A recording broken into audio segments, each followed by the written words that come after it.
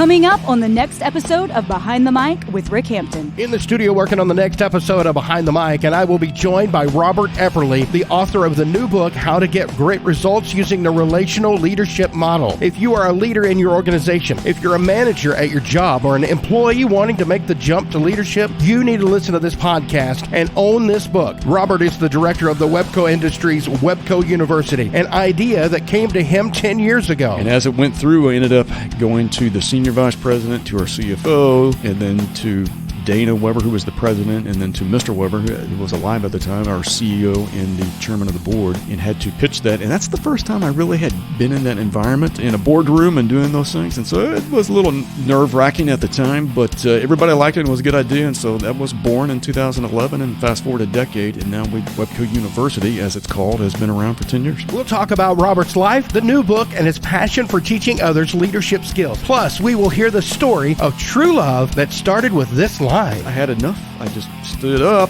ripped my headphones off, and said, "Can somebody please shut her up?"